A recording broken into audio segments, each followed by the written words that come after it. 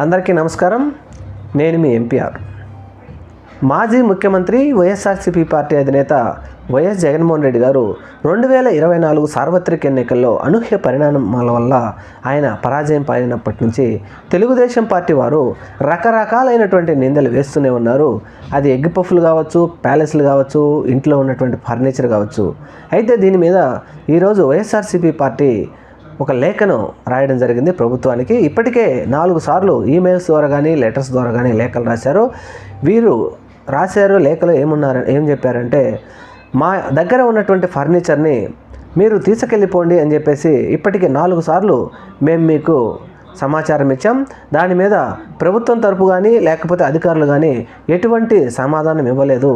ఇప్పటికైనా ఈ ఫర్నిచర్ని మీరు తీసుకెళ్ళండి, లేదంటే దానికి వెల కట్టి అది ఎంతో చెప్తే దానిని మేము చెల్లించడానికి ప్రయత్నం చేస్తాం, లేదంటే మీరు ఎక్కడైనా పెట్టాలో చెప్తే దానికైనా మేము మా లారీలో తీసుకొచ్చి మేము అక్కడ పెడతామని ఈరోజు వైఎస్ఆర్సీపీ పార్టీ చెప్పడం జరిగింది.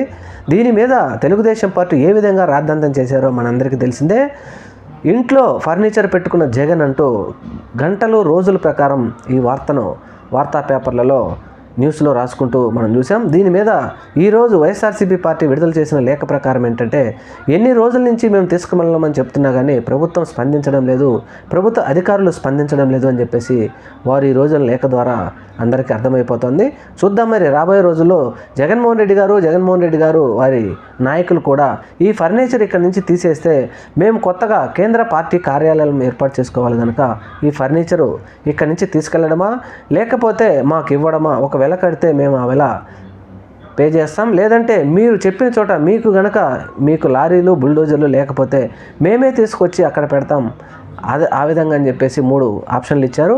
మరి ప్రభుత్వం ఇప్పటికైనా స్పందించాలి. ఇప్పటి వరకు మాకు ఇవ్వట్లేదని ఒక అనుమానం వ్యక్తం చేశారు కాబట్టి ఇప్పుడు డైరెక్ట్గా 4 సార్లు చెప్పమని చెప్తున్నారు కాబట్టి దీని మీద ఇప్పటికైనా తీసుకెళ్లడమా లేకపోతే దానికి డబ్బులు కట్టించుకోవడమా, లేదంటే వారినే ఎక్కడైనా ప్లేస్ చూపిస్తే మేమే తెచ్చి పెడతామంటున్నారు కాబట్టి దీంట్లో ఏదో ఒక నిర్ణయం తీసుకుంటుందా లేదా అనేది రాబోయే రోజుల్లో చూద్దాం.